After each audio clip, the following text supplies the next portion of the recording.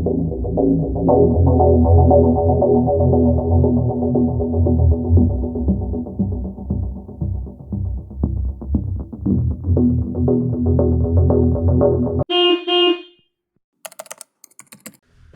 everybody, Charlie here. Today I have the KOSO Speedo tachometer combo that I'm going to be putting on the FJ project. We're going to do a little mini review, kind of unbox it, give you a point of view of what I'm going to do as far as how I'm going to install it, kind of show you what I've done in previous build with the Moto Gadget small gauge. I'll show you what I did in the dash. This thing has the same exact triple clamp, so I plan to do the same thing. So I'll give you an overview of what I did in the past and what I'm going to do or potentially try to do with this one. So I'm going to set the video up, point down on the item. We'll do a little unboxing so you can see the product, and then we'll talk about it and go from there. Okay, we got it back, and I want to kind of go over. This is the KOSO, and the model number is DB-01RN. It's the LCD meter with the white backlight, and it's a universal fit for basically if you're doing a project bike. It's not vehicle specific, so you can use it on a wide variety of motorcycles. KOSO is a brand. It comes from Taiwan, at least as far as I can know. Yep. And it has the web address listed on here. I think I'm in the US, so there is a KOSO America. You can actually look them up. They got lots and lots of different gauges. You can go through them. This is the first time I've ever used one, so I can't really attest to the quality of its and longevity of it. There seems to be a few videos out there. I've seen a few people do builds with them, but I haven't seen much with this particular style gauge, so I figured that I would do a little mini review with an unboxing, and then later whenever I complete the bike that I'm working on, this is going on the FJ1100 project, once I get it all done, get it all set up, I'll do another review on it and touch base on setup, how it functions, what I think about it at that point, and the instructions, etc. So we'll do a little unboxing, kind of get an idea of what's in it. Let's see, it's invoice information. Looks like some brackets.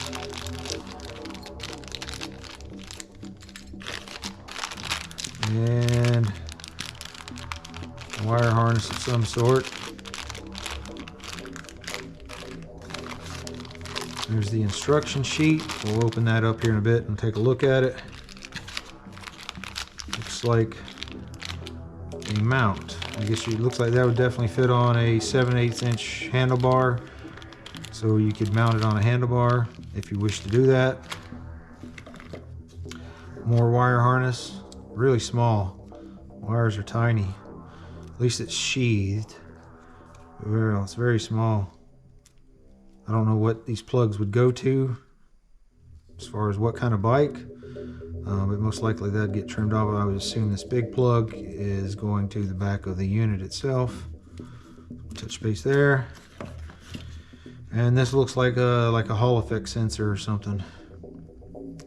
I didn't see any magnets, so I'm assuming at this point it probably just reads steel bolts or something like that. So because it's very big, much bigger than what I'm used to seeing as far as a Hall effect sensor goes. So we'll touch base with that again. And this would be the gauge. Oh, they pull off. Awesome. So move that out of the way. The gauge is pretty tiny. And it's fairly light. It's got a screen protector over it. I'm going to leave that on until the bike is complete. And I'm assuming these are buttons. We'll touch base with that. We'll look at the instructions here in a little bit. But overall, the package is really small. It's kind of what I was looking for. Keep it in comparison. I will bring you over and show you what it looks like in comparison to the Moto Gadget unit. So stand by. Okay, we're here. This is my XV920R that I rebuilt, and like I said, this was a stock R6 top triple clamp, and I modified it with some 1/8 inch aluminum plate cut strips, and then formed it out, and because these were kind of V-shaped once you cut the key switch section off and stuff. There was a couple little other pieces, but by the time I trimmed it all off and made it just a standard, I'll show you on the FJ how I already got it trimmed up. It has nothing welded on it yet because I was waiting for this KOSO unit to come in. But this is the MotoGadget Motoscope Mini. So you can see it's very, very small. Put it in comparison to the KOSO unit. KOSO is significantly bigger, but it's not too big as far as what I'm looking for. The nice feature with this one is the KOSO unit is it displays the tach RPM on here, as well as your speed and your fuel level, etc. I wanted that feature available all at one time on this particular bike. On this one, you know, you have to toggle through using push buttons that you have on your hand controls. And then I built this LED array on here for my turn signals, oil pressure, and all that kind of stuff. So those are wired separately. I know that there's a couple places that actually make mounts that have LEDs already incorporated in it, and you can buy it, and it has the Motoscope Mini in there, but I did all this fabrication work myself. So I will take it over and show you on the FJ, and then we'll return back to the review. Okay, we're here at the FJ, and as you can see, this is a R1 triple clamp because it's a much heavier bike. I put R1 suspension in there. I've already trimmed off all of the stuff. It hasn't been squared up yet, so it's still kind of rough, but I got it squared up. Later on, then I'll add however I plan to mount this, and it's going to go in here, and I will probably follow along with the same thing that I did for the Motoscope Mini, but I'll put this one in here, and it'll be recessed flush to the triple clamp the same way. So gives you an idea. Okay, so I'll go through the instruction sheet for here. I'm not going to read over everything. I'm just going to come through and trying to jot through some of the things that I may remember about this when I purchased it. Kind of goes over. They have a lot of different accessories you can add to it, if I'm not mistaken. You know, these are wiring installation diagrams, places you can mount it. You know, shows the handlebar mount, breakdown of the gauge itself. On this FJ, it didn't have a shift indicator. It did have a fuel gauge. Well, the gauge wasn't used. It was just a low fuel light, but it was a full gauge when I took the tank apart to prep the tank to have. There was some rust in the tank, so I actually am going to apply a sealer in the tank.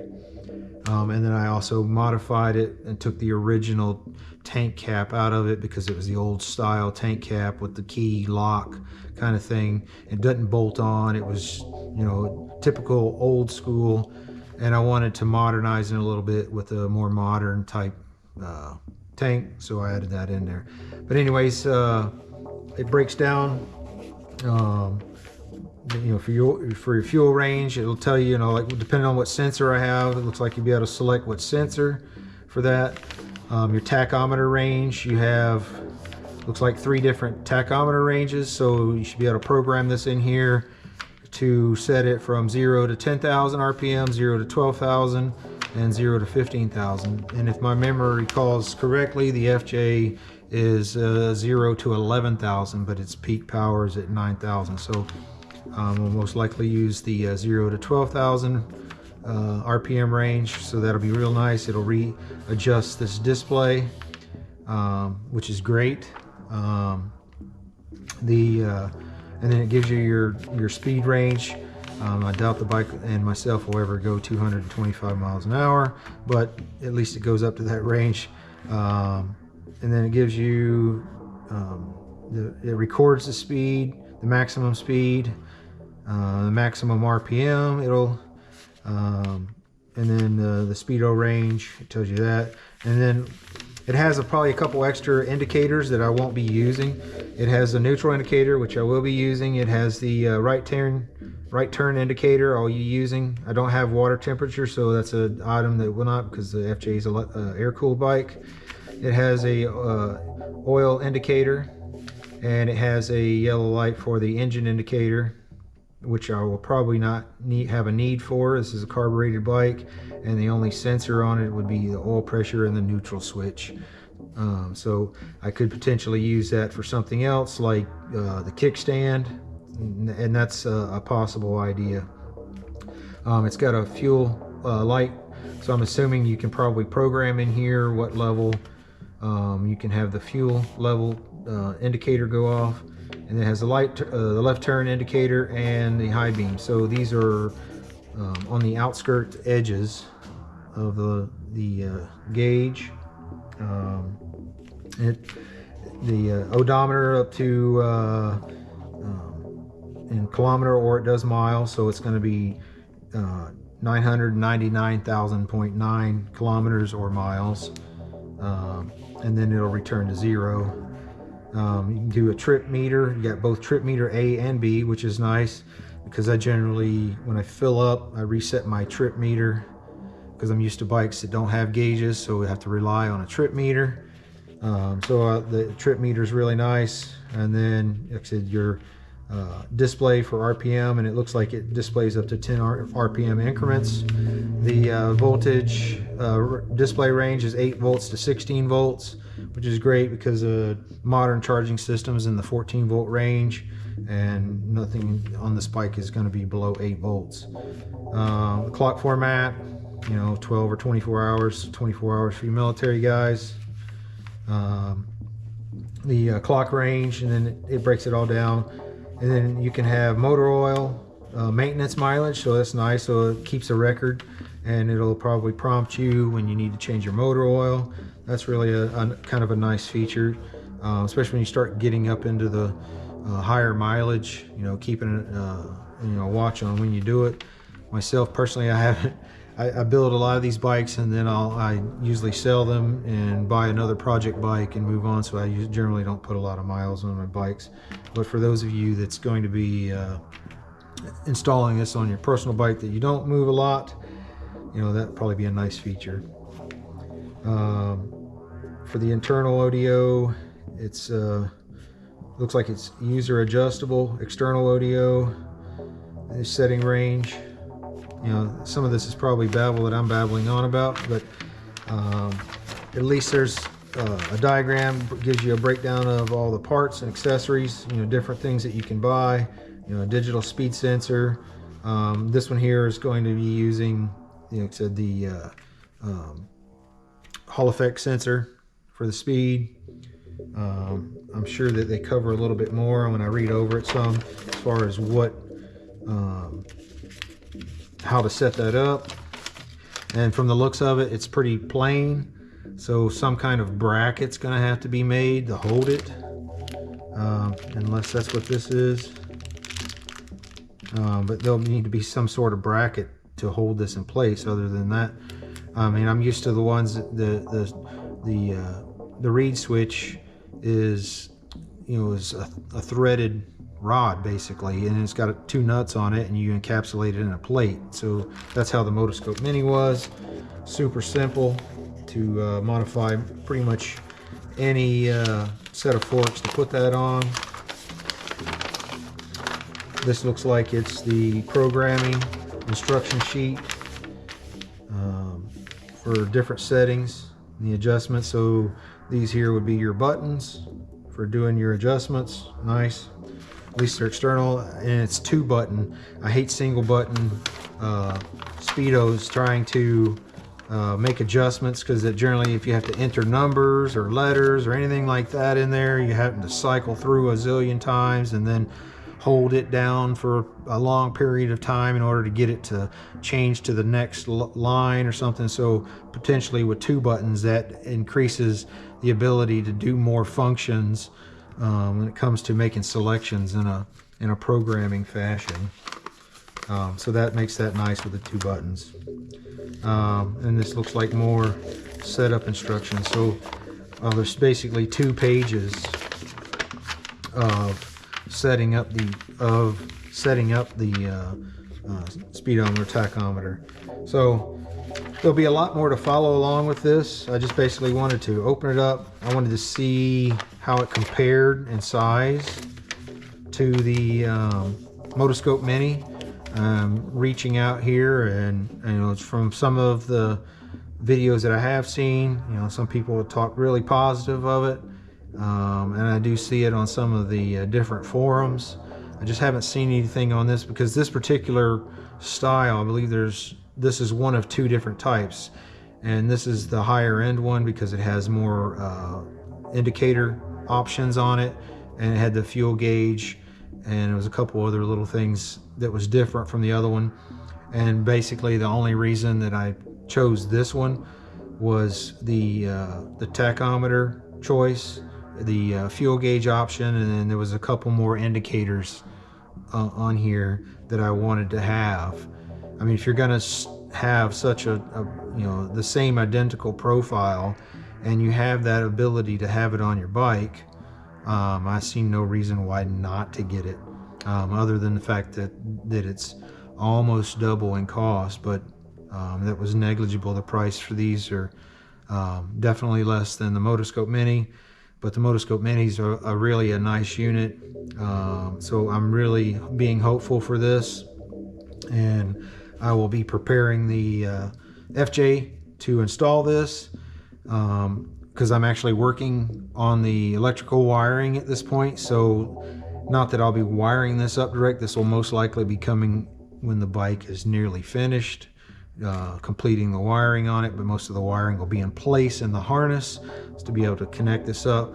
But I need to fabricate the mount in the top triple clamp, so that can be done, and the triple clamp can be prepped and powder coated, etc. So I hope this video helped you anyway, but when I go to do the second part of this video, which will come in a much later time frame, I'll cover up on the setup and how I went through the setup procedure, and kind of go through it with you, and hopefully it'll help you out. That's all I have for right now. Stay tuned and keep an eye out for the next video. Please like and subscribe. Thanks.